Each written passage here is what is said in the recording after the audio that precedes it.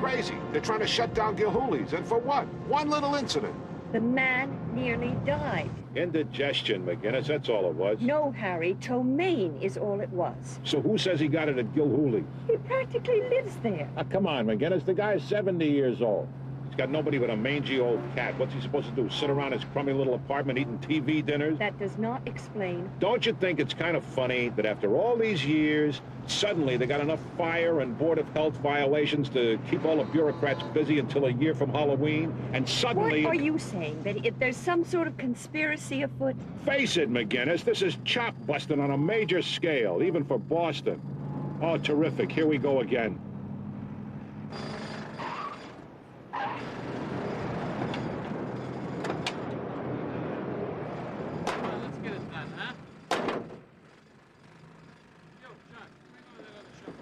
Hey, LaMonica, don't these guys ever give up? Gilhooley can't hold out much longer, Harry. I bet he beats some pop. What do you know about him? Nobody can stand up to those guys. I told you that. Get inside. Developers want a condo, they get a condo. They want a high-rise, they get a high-rise. I believe that's called progress, Mr. LaMonica. Progress? This used to be a neighborhood. Wasting your breath, Harry. Those creep developers got sausage for brains if they think they can beat Gilhooley. You get these fixed or we shut you down. And what'd they find this time, Cookie? Dust in your pantry? Or a stale bagel in the bread box? Hey, tell me, Chief, what's the going rate for a fire inspector these days? Harry, please, I got enough problems. Come on. Hey, and you can forget about those tickets to the fireman's ball. Guys bust in like the Gestapo. How do you expect me to make a living? Who's gonna pay my mother's medical expenses? Oh, God. Nice arm, Cheryl. I should have tossed a plate at him. Hi, Mrs. McGinnis. Hello, Shirley. If you're here to help, forget it. These guys don't want to hear about it. They even shut the grill down. Oh, hey, I was gonna have breakfast. Your stomach will survive, Harry. It might even be grateful. Look at this. 17 new violations. Last week it was 12, and we fixed every one of them. Yeah, you see that, McGinnis? You don't call that harassment? Harry, I have got to point out to you that these inspections could be coincidental. I mean, after all, ambiance aside, this tavern is old. And unless you have proof that the developers are behind us, we'd be wasting our time in court. What do you mean, wasting our time? You're quitting before we even get started. What we need around here is a fighter. Somebody who's not afraid to duke it out with these barracudas. What we need is Gilhooley. Yes? Yes, Cookie. Well, I thought we fixed that. Well, how much is it going to cost me this time? What? $20,000? Oh, for the love of Mike. Yes, of course, Cookie. Get right on it. Just get it done. Right. Sounds as if you need this, Patrick. Really? Those lousy, thieving politicians. Dad and me spent 48 years in that place. I can remember the day he bought it. I was so high. Old man Dennehy came over to the house with all the papers and everything. Well, that's what I love about you, Patrick. You know what's important. Forgetting the fact that it's costing us more than we take in. 12,000 last week. 15,000 the week before. What's important to us is that Gilhooley's little bit of heaven stays open. I'll drink to that. Regardless.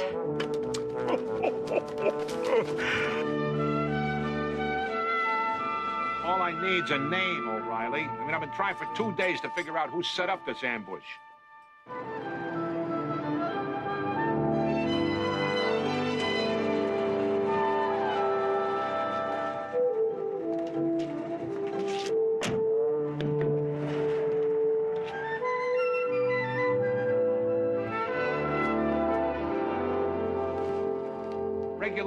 Regulations, get off my back, will you? Maybe you forgot about the time I drove down to Philly and brought back your kid after she ran off with that roller derby team. You rummies haven't moved an inch in 5 years! Now we're getting someplace. Hey, Biggin, how are you? Hey, Joe, hang on to that for me. Carry me, boy. All right, champ. I knew you wouldn't duck this fight. Cookie, what do you say? How are you? Ta-da! Cheryl, you're looking great, kid. Thanks, Mr. G. You're looking great yourself. Next round is on me, boys. All right, all right.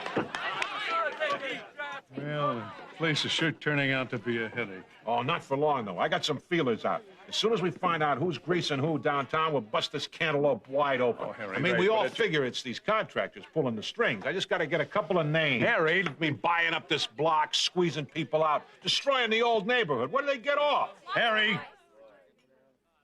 You know how much I love this place. You all do. The thing of it is, I'm stuck right now between a rock and a hard place. I'm not here to fight. I've come back to sell the place. Oh, no. You're kidding. I'm not kidding, Harry. They made me a pretty good offer, and I'm going to take them up on it. As soon as I stash my satchel upstairs, I'm on my way to make the deal. Yeah, but you're getting jobbed, Gilhooley. I'm talking about bribery, muscle, corruption. Oh, Harry, don't make it any harder than it is. Cookie, you better start packing.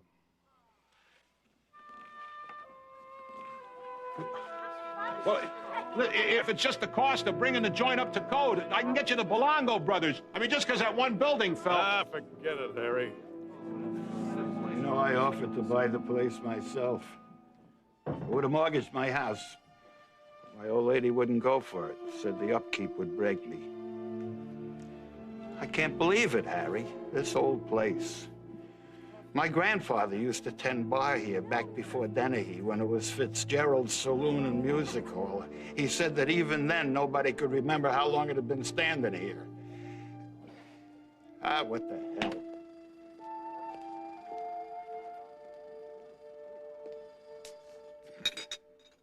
Remember that time you were fighting Killer Rogowski in the garden, and he had you on the ropes, and everybody figured you were finished, the 11th round? 12th. Right, that's my point. I mean, we all figured you were done for. Then all of a sudden you started swinging. Come on, Harry, I appreciate the pep talk, but there's nothing I can do. Here are your documents, Mr. Gilhooley. Title deed, bill of sale, liquor license, everything seems to be in order. I'm sure they are, ma'am. Your husband was a fine lawyer, and one hell of a guy to boot. Too bad you don't have a son to carry on the family business. The business is doing just fine, thank you. Yeah, she's doing great. Mr. Gilhooley, may I ask who will be representing you at the sale? I plan to represent myself. Look, I'm not trying to solicit your business, believe me, but I strongly urge you to retain counsel. Oh, they've got enough lawyers for both of us. Yeah, and half a city hall in their pocket. That's precisely my point. Look, Miss McGinnis, I would feel very strange walking in there with a woman?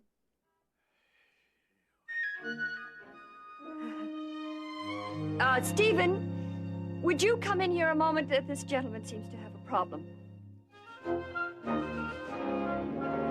What you see here, Mr. Gilhooley, is the realization of a dream.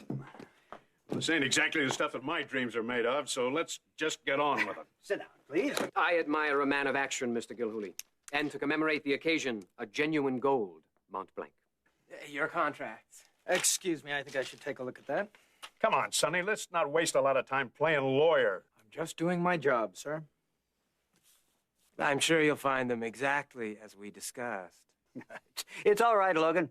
What's an extra minute? Considering the lifetime we'll have to appreciate what's done here today. I couldn't have said it better, A.G. I'm sure Mr. Gilhooley will be very happy to remove that dilapidated albatross from around his neck. Everything appears in order, sir. This wonderful city deserves better than blighted neighborhoods with second-class tenements and third-class people. Jeffrey? You'll finally be rid of that bunch of sad-eyed losers hanging around that old dive of yours like the last act of the Iceman Cometh. You should be proud, Mr. Gilhooley. You are helping to bring the future to Boston. It just so happens I love that old dive, Mr. Jerome. I started out shining shoes on that corner. Did you ever shine shoes, Mr. Jerome? Even your own? Mr. Gilhooley, as far as third-class people, I guess you're looking at one. I'm sure Mr. Jerome meant no disrespect. No, sir. I know exactly what Mr. Jerome meant. Come on, Lacey. It's getting a little thick in here. Mr. Gilhooley, please, don't be offended. Oh, if the figures are inadequate, sir, surely we could adjust them upwards. Here, Mr. Jerome. Adjust this upwards. If you need any instructions, ask your pal there.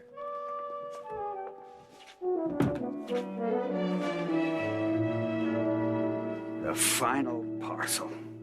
The one piece of land I need to make this entire project a reality. And you can't keep your mouth shut for 5 minutes. Well, perhaps I underestimated Gilhooley. I want this package complete now.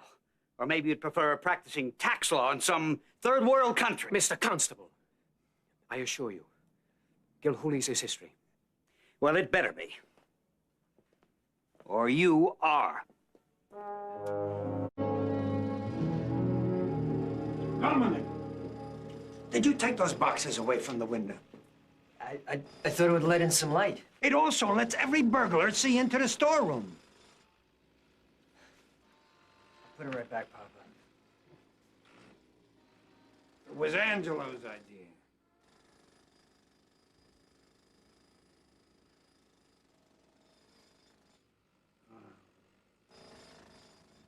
Angelo.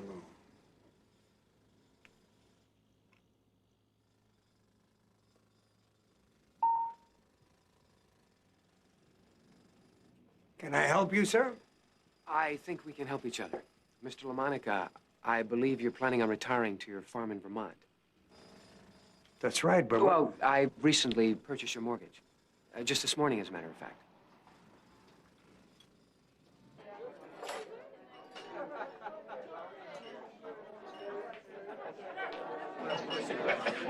I haven't felt this good since the Celtics drafted Larry Bird. Now, what do you know about Larry Bird? He's tall and blonde. That's all I need to know. I'm not about to roll over and play dead for a bunch of three-piece suits who think they're better than me. Well, kid, you got anything? What about Morgan? No good, Harry. He retired last year, moved to San Diego. Great. Oh, the place has cost me a lot of money lately. We know that. Well, I thought you agreed with me. Look, sweetheart, I know who's behind this now, and I'm gonna nail him. I've got to go, Catherine. What'd you find out, Harry? Nothing. The guy never showed up. And I don't know any other fire inspectors. Okay, Hotshot, how do we go after these guys now? Mr. Gilhooley, we have no grounds for a lawsuit because we have no evidence. Then get some.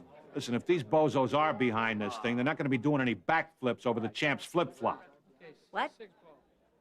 My guess is that they're going to get rough.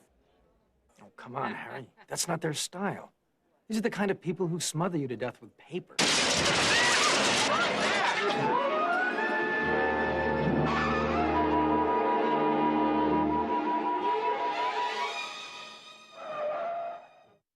Yeah, go ahead, Howard. Well, what about Prince? Yeah, all right. Well, let me know when you find him, huh? Thanks. That love note that somebody airmailed through your window last night was a kerosene-burning smudge pot. Smudge pot? You mean those things farmers use to keep their crops from freezing? Yeah, now with all the muscle in Boston, why would Jerome hire a farmer to put the strong arm on Gilhooley's? Because he's got fertilizer for brains. If I could just get my hands on his throat. Why don't you let the police handle this, Mr. Gilhooley? Hey, McGinnis, you back on the job? Great. No, Harry, no. This is still Stephen's case, so take your problems to him. E.J., would you mind making these corrections on this? Sure. Oh, come on, McGinnis. Oh, forget her, Harry. Hey, champ, I Now, know look, what I'm doing. You gotta trust me. Come on, we gotta get you out of this sunsuit and into some warm clothes. I got something right over here, Mr. Gilhooley. A nice wool. Try this. It's terrible what happened to your place. I was really sorry about that. Oh, it's just a little smoke damage, that's all. Don't worry, we're gonna get the guy who did it. What do you think? I don't like it. Listen, Harry, what happens if you do finger Jerome? I mean, that kid Lacey doesn't know how to wipe his own nose. I'm telling you, if you just let McGinnis handle it. Yeah. Come on, let's get out of here. I don't see anything that I like. Thank you very much. Wait a minute, Mr. Gilhooley. I got just the coat for you. Dominic, in the back, the tweed with the fur collar. I don't know where that one is, Pop. Do you know anything? Remember Angelo? My first son, Angelo, would have known. Wait a minute. I'll be right back.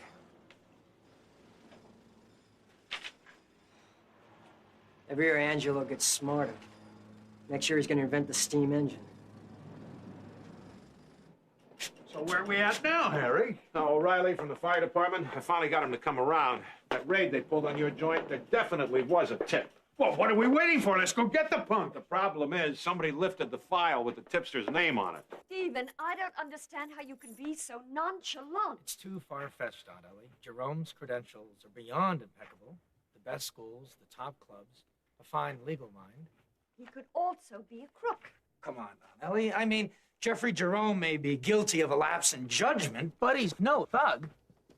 Sounds like my lawyer is siding with the enemy. Not at all, Mr. Gilhooley. As a matter of fact, I just got off the phone with Mr. Jerome, and we haven't really been able to establish any connection with a smoke bomb attack. Yeah, I'm working on that. What did that pencil pusher have to say for himself? Well, he raised his offer. He has he? Well, you tell that son of a... Don't worry, sir. I've already turned him down. I know when I've got a fish on the hook. Besides, he tried to bribe me. Nice going, kid. You got it on tape, didn't you? Tape? No, sir. I hung up on him. Oh, for the love of Mike. What do they teach you in law school nowadays? Phone etiquette? Mr. Gilhooley, the taping of a phone conversation without the other person's knowledge happens to be illegal. Well, all right. You two ballerinas tiptoe around with your legalities, and I'll take care of this myself. Sir, I'm doing everything that I Wait possibly... a minute, champ. Butt out, Harry. From now on, we handle this my way.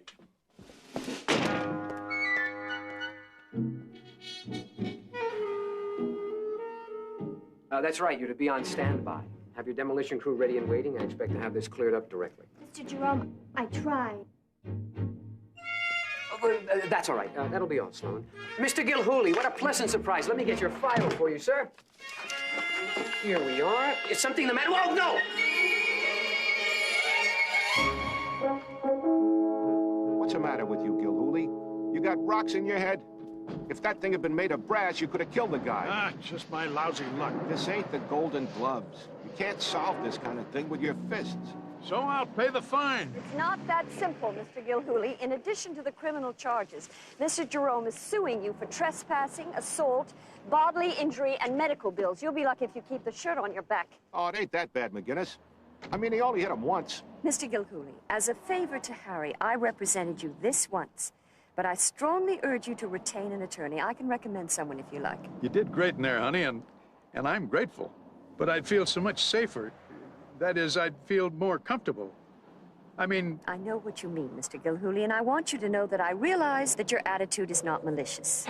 Thanks. It's just stupid. Oh, come on, McGinnis. Shut up. Where does she get off talking to me like that? If Matt McGinnis were still around, If Matt McGinnis was around, he'd tell you the same thing I'm gonna tell you. You're a stubborn, thick-headed Irishman, and you're blowing it. I saw you do it in the ring, and you're doing it now. So what do you know, Harry? You were a wet-nosed kid holding my buckets. I almost made it to the top. Yeah, well, you could have made it all the way to the top if you hadn't have popped your cork every time somebody looked at you cross-eyed. I don't have to take that from you. I beat Tiger O'Hara. Yeah, and you could have beat them all if you'd have gotten smart instead of getting mad. Hey, I'm sorry, champ. You know I'm always in your corner. You always were, Harry. Good night.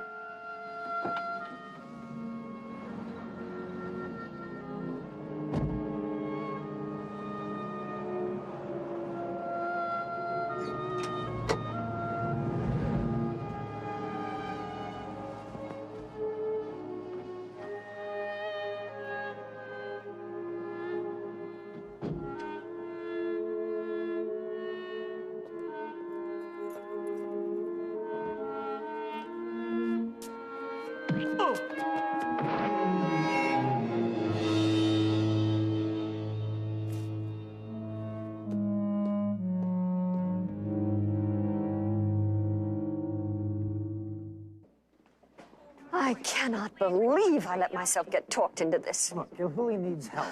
And let's face it, I'm a tax attorney. Besides, he's mellowing. Mellowing? He's a chauvinistic... No. He's a changed man. It must be the concussion, but he seems almost tranquil. Harry, for all I know, she could be Joan of Arc. But how do you handle this woman? Very carefully, Mr. Gilhooley. Remember what I told you. Yeah. Mrs. McGinnis, I'm very sorry for having been such a... I know. Words fail me also. Now, I suggest we get down to the case at hand. I think our best approach is to argue just cause. How about temporary insanity? I'd rather not get into that issue. Uncle Harry, Howard Sternhagen called about that note you found next to Mr. Gilhooley. How are you, Mr. Gilhooley? He's fine. What'd you get? No prints. Great. They're starting to play rough, and I can't even get off square one. Sell if you know what's good for you. Who'd be stupid enough to leave a note like that? Well, even Jerome has more sense than to leave a note. He's right. He'd never implicate himself so obviously. Yeah, maybe so, McGinnis, but that's where we got to start if we're going to smoke this rat out of his hole. Why do I get this feeling that we includes me? No, LaMonica, I am not suggesting anything by this. I simply want your assurance that you had nothing to do with Gilhooley's trouble last night. Mr. Lacey from McGinnis and McGinnis on line 2. He says it's urgent. I'll take it. LaMonica, of course we still have an agreement. Fine. I'll be in touch. Mr. Lacey. I know you want to close the deal with Gilhooley. I think I can help you. Talk to me about it. I'd rather not discuss it over the phone. Why don't we meet? Say for lunch at your club, a nice quiet table where we can talk? All right. But it'll have to be brief.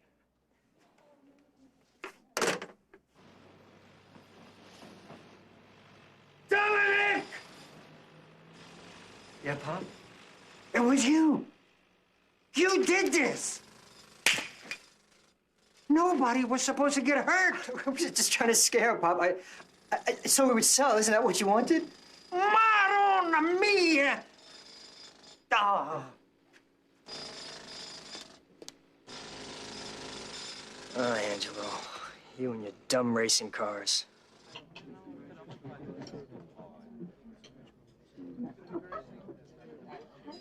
Just a sandwich. Could you rush that, Andre? It's really tight today. Of course, Mr. Jerome. Excuse me, Lacey, but you look different. Different? What happened to your hair? My hair? Well, I thought I'd opt for something a little more up-to-date. A new look, a new beginning, as it were. I see. Well, let's get down to business. Fine, sir. First off, I won't even consider dropping the lawsuit against Gilhooley. That's not why I'm here, Mr. Jerome. You and I have a great deal in common. Take this club, for instance. Oh, Tyler! Oh, Lacey. I don't believe I've ever seen you here before. Mr. Jerome and I have a reciprocal business interest. Oh, yes. In fact, Mr. Constable, I'm making real progress on our #1 priority. Excellent, Jeffrey. I'm glad to hear it. Well, if young Lacey here doesn't grasp the intricacies of high finance, I'll call Eleanor McGinnis myself. I'm sure she's not blind to the benefits this development can add to our fair city. Shall we, Mr. Constable? Right. Oh, by the way, I hear the fish is a little off today.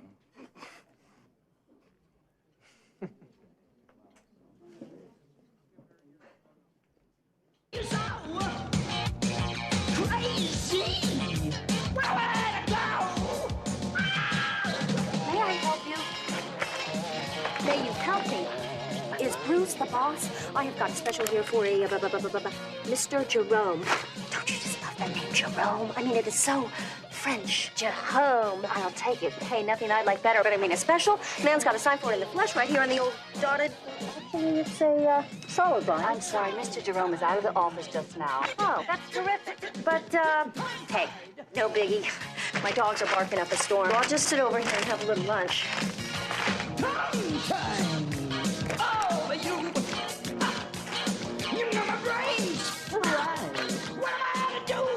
Marge, get out here right away. The wilted pigeons, it's like a religious experience, you know what I mean? Crazy!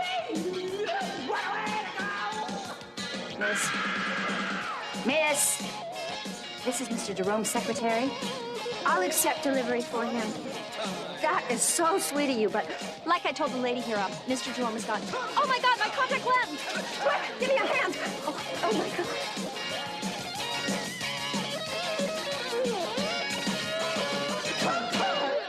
Mr. Lacey, it's really time that you get to the point. Thank you, Andre. Maybe it would be a super idea if Andre here were to fix us up a delicate little crepe No, Suzette. thank you. That'll be all, Andre.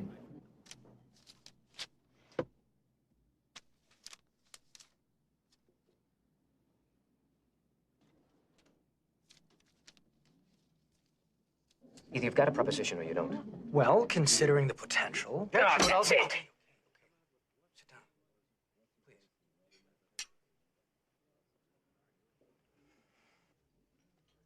Bottom line, 500,000 for me.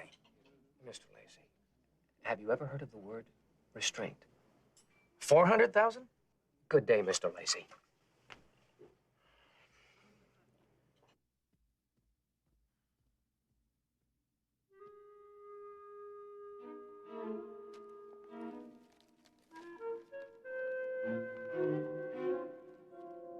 La Monica.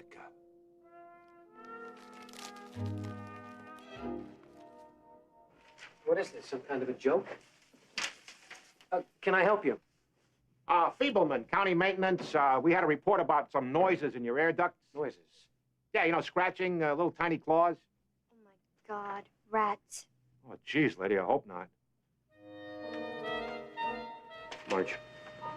Marge. Harry, the fact that the LaMonicas have space in the new project doesn't mean anything. Come on, McGinnis. The old man was going to close up because he couldn't afford to pay the rent on the dump he's in now. I mean, where he's going now is out of the ballpark. Unless Jerome gave him a special rate for services rendered. Very flimsy, Harry. I wonder how his fancy new clientele are going to like fruits and vegetables pushed on them while they're shopping. I thought LaMonica's was a clothing store. Wait a Guy's minute. the greengrocer of the garment district. There's your connection. Greengrocer? No, don't you get it? Fruits and vegetables equals farms, equals cold weather, equals... Mudge pots. Yowza, yowza! 5 will get you 14. At that place in the country him and his wife are going to retire to is a farm. Plausible, Harry, but not solid evidence. Oh, you're just a barrel of sunshine, ain't you, kid? I'm just bringing up a very good... Can it? I think I got a way to smoke them out.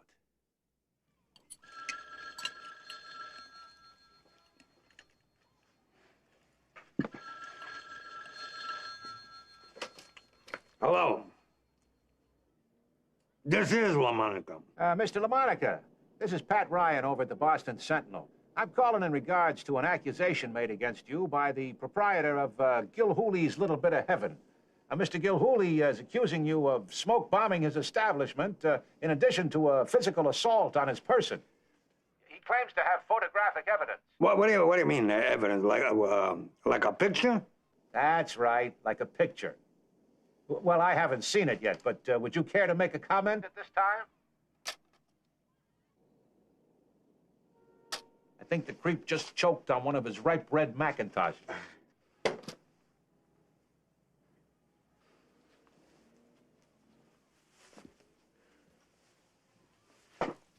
This guy from the Boston Sentinel says Gilhooley took your picture. Well, geez, Pop. Mr. Jerome ain't gonna like that. Forget about Jerome. We got to look out for ourselves, Dominic.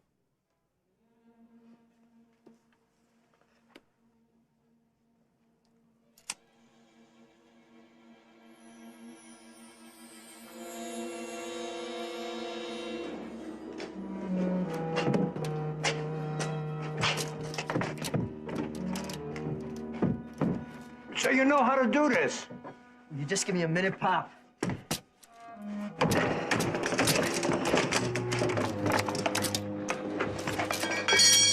Where did you learn how to do this?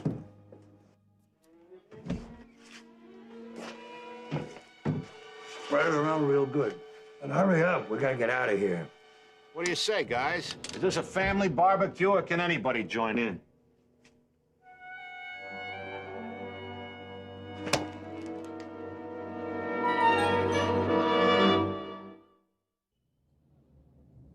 I'll do what I can, but remember, one word about your arrangement with Mr. Jerome, and you're on your own.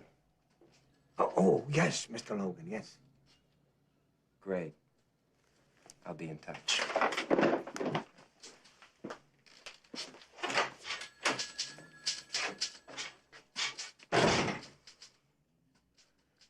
Don't you ever call me stupid again. If Angelo was here, we wouldn't be in this mess. And don't you ever talk to me about Angelo again! Angelo was a maniac with a death wish. Dominic. Pop, I loved him too.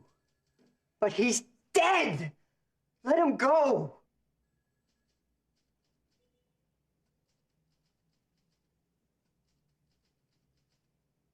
Building and safety, Feeney. This is Jerome. Oh, Mr. Jerome. Yeah, I had a feeling I was going to hear from you again. I'm ready to do business. As I recall, $10,000. Double it. That's ridiculous. This is out of my own pocket. It's not my problem. Why, that's impossible. I can't do it. Goodbye, Mr. Jerome. No, wait. I need it done right away. It's a deal, Mr. Jerome. The LaMonicas. How could they do it? We've known each other our whole lives. Scared to death, yet they refuse my help. They won't even talk about Jerome. Great plan, Uncle Harry. Hey, don't dump on me, kid. If it hadn't have been for the great Shylock here asking for 500 grand up front, we would have had Jerome with his poker in the pantry. And whose fault was that? Even Jerome is smart enough to realize that I'm not cut out to be a crook. Oh, yeah? How'd you get through law school? Listen, I hate to bust in. What now, Cookie? The guy just came into the place, Mr. Gilhooley. He said the saloon is condemned. They're going to tear it down. Here, let me see that. That sleazeball Jerome. What about this, McGinnis? It's legal. Well, you can fight it, can't you? Of course. There are any number of options open to us. I can appeal, get an injunction. With the hearings and various legal maneuvers, we can tie this up for another 6 months. Great. By that time, I'll have enough on Jerome to hang him from a clothesline. And what if you don't, Harry? What if we lose? Hey, I can't even spell that word. You better get your dictionary out. You're kidding. It's over, Harry. They got me. I don't like doing business with these crooks any more than you do. Suppose we fight this and I end up on the canvas, then what? Me and Catherine, we've been living okay down in Florida. But I always figured I had the place to fall back on. If things went sour, I could always sell. I can't let them take it for nothing. No, Harry, no. Enough's enough. I'm gonna throw in the towel.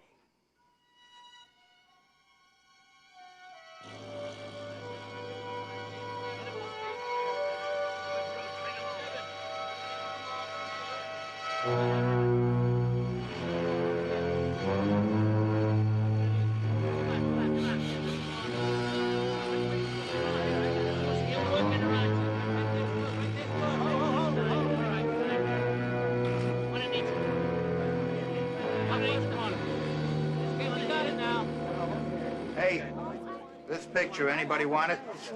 Yeah, I'll take it, Cookie. Morty, he always liked this one. Got a swell place for it, right over the sink. This is sad. Yeah, I can't believe anybody really wants any of this stuff. Steve, you have about as much sentiment as a fried clam. I should have beat a confession out of those two fruit pickers when I had the chance, Cookie. Harry, you can't blame yourself. Maybe it was just, meant to be. I cannot believe I'm going to miss this place. Not the food, but the place.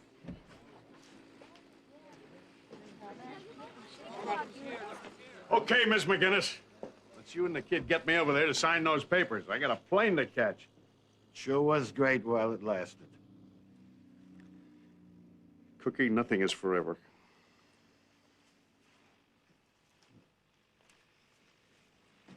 Harry? Take care of yourself, champ. That I will.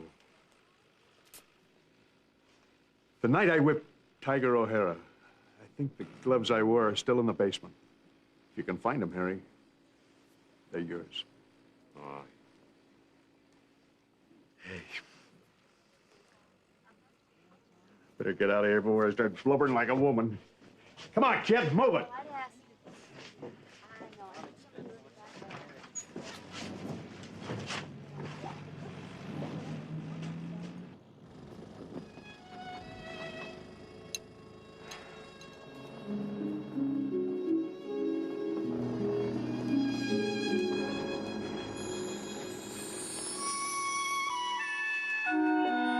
Would you look at this? They stopped brewing this stuff years ago. Gee, Uncle Harry, I've never seen anyone get sentimental over an empty beer bottle before. He used to do it every night, kid. A lot of living went on in this place by a lot of people. Me and Irene had our wedding reception upstairs. And Matt McGinnis's bachelor party. Yeah. Now they're gonna tear it down like it never meant anything.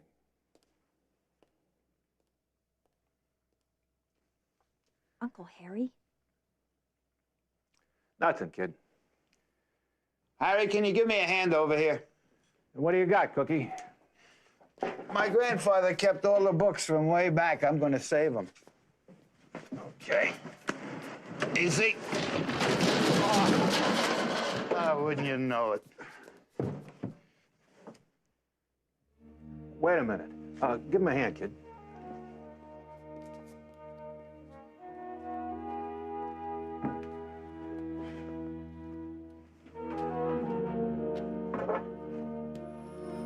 I got him. Boy, I'll never forget that night.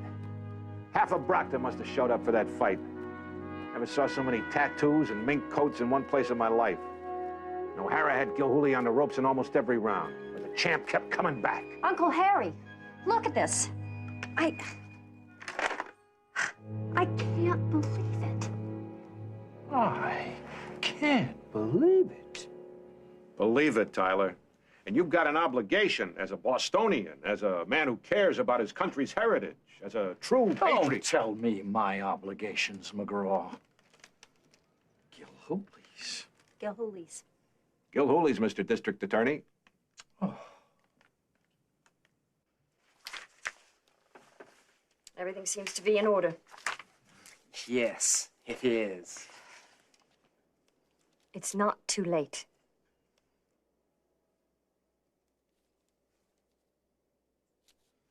I like the way you've handled yourself here, Mrs. McGinnis. You'd be welcome in my law firm any time, minus the excess baggage.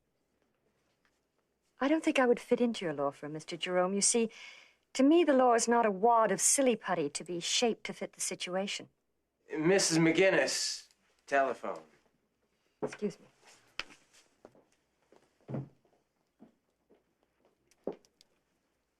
Thank you. Eleanor McGinnis. McGinnis, it's me. Listen, don't let Gilhooley sign anything. What? Stall him. Stonewall him. How can I do that? Don't ask any questions. Just do it.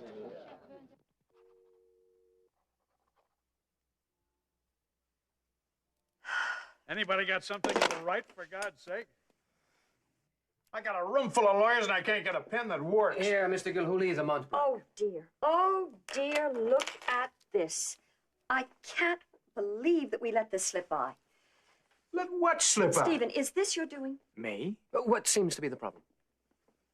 This seems to be the problem, Mr. Jerome. Paragraph 4, subsection 3 reads timely notification when I remember that we agreed on a 14-day waiting period. Oh, but now, come on. I believe you're wrong, Eleanor. Stephen, I remember the correct phrasing in the second draft. Or was it the third draft? Oh, we're going to have to check the copies. Check the copies. Ladies and gentlemen, you are probably not going to believe this. In fact, I said it myself when I first laid my eyes on it. I said, I don't believe it.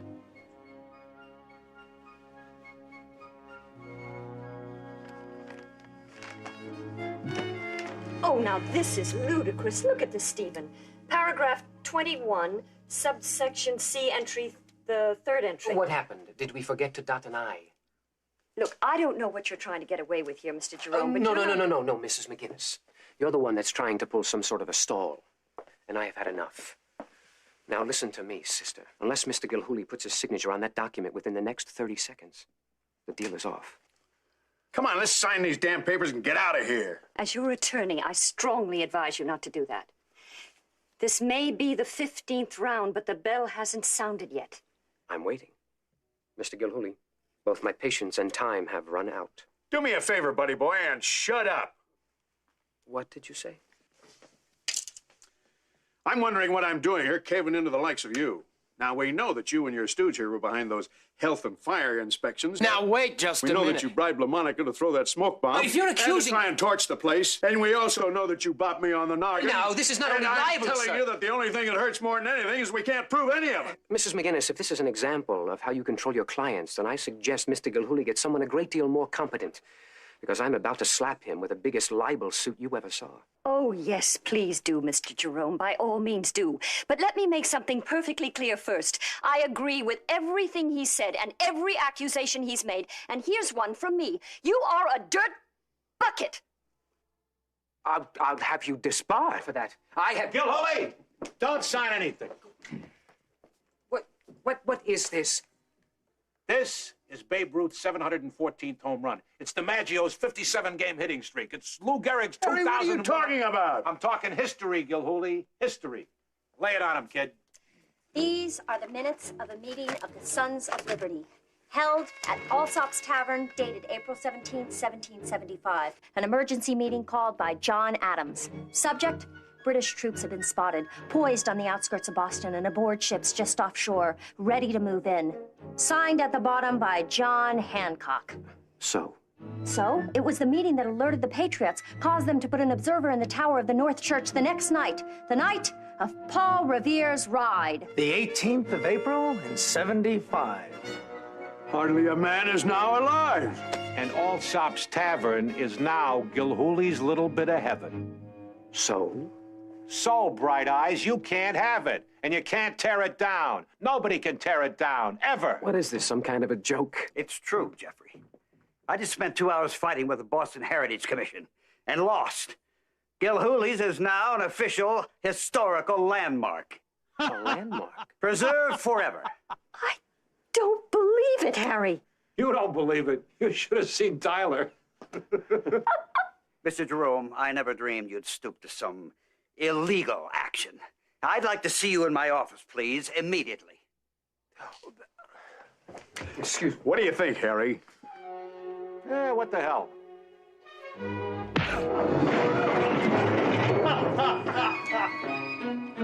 It's like I always told you, Gilhooley. You could have been a contender.